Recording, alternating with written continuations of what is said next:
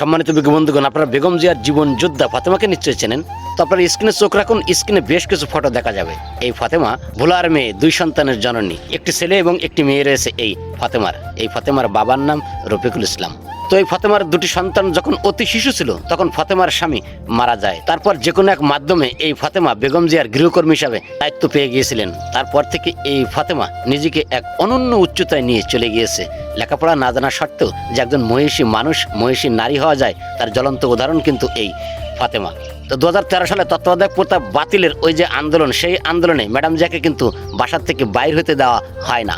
তো সেই সময় ম্যাডাম জিয়ার পাশে পতাকাতে দাঁড়িয়েছিলেন আমাদের বোন ফাতেমা। তো সেদিন ফাতেমা কিন্তু শুধু পতাকা নিয়ে দাঁড়িয়েছিলেন না, ফাতেমা দাঁড়িয়েছিলেন গোটা বাংলাদেশ নিয়ে। এ রাষ্ট্রের জনগণের ভোটাধিকার কেড়ে নেওয়া হয়েছিল, আর সেদিন কিন্তু ওই পতাকায় প্রমাণ করেছিল যে ফাতেমারাই পারবে বাংলাদেশের গণতন্ত্র নিয়ে লড়াই সংগ্রাম চালিয়ে যেতে। ফাতেমা কিন্তু ঠিকই চালিয়ে গিয়েছিলেন। আপনারা জানেন 2 বছর 14 দিন এই ফাতেমা কিন্তু আমাদের বেগম জিয়ার সাথে স্বেচ্ছায় কারাবরণ করেছিলেন।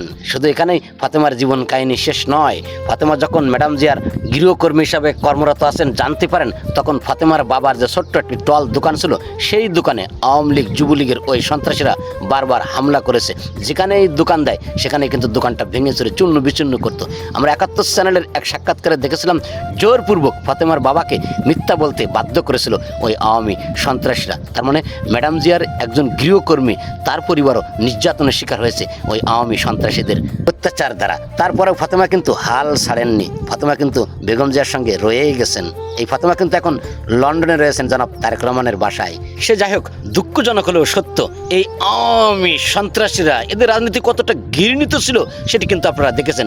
ওই যে 71 চ্যানেলের নামে ভাত তার এক চ্যানেল ছিল, সেখানেও কিন্তু একটা নাটক সাজানো হয়েছিল আজ থেকে প্রায় 4 বছর আগে। সেই নাটকে বলা হয়েছিল যে ম্যাডাম জিয়ার যিনি গৃহকর্মী রয়েছেন ফাতেমা, তার বেতন দেওয়া হয় না, তার সন্তানদের লেখাপড়া বন্ধ হয়ে গেছে। আশ্চর্য ব্যাপার, এমন নিউজও কিন্তু ওই ঘৃণিত নোংরা পলাতক হাসিনা সরকারের আমলে আমরা পেয়েছি।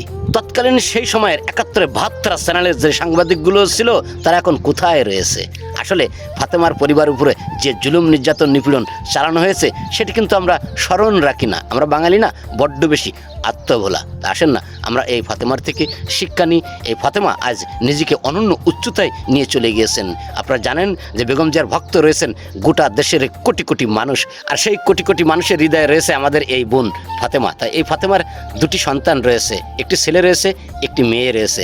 তো এই যে ছেলে মেয়ে রয়েছেন, নিষ্পাপ রয়েছেন, তারাও কিন্তু বিজয় খুশি জিয়া পরিবারের উপরে। তারা বিজয় খুশি তাদের মায়ের উপরে, অর্থাৎ তাদের মায়ের এই মহিষী আত্মত্যাগ দেখে সন্তানরা যেমন খুশি হয়েছে, ঠিক একইভাবে বেগম জিয়ার আমরা যারা ভক্ত রয়েছি আমরাও ফাতেমার পরে খুশি থাকবো এবং এই ফাতেমার পাশে থাকবো। কেন থাকবো? আমাদের বোন ফাতেমা কিন্তু ইচ্ছা করলে আরেকটি সংসার করতে পারতো, আরেকটি সংসার করে স্বামীর যে সোহাগ, সেই সোহাগ গ্রহণ করতে পারতো। কিন্তু আমাদের ফাতেমা কিন্তু নিজের জীবন যৌবন সব কিছু বিসর্জন দিয়ে আমাদের বেগম জিয়ার খেদমত করে আসছে এবং সেবা করে আসছে।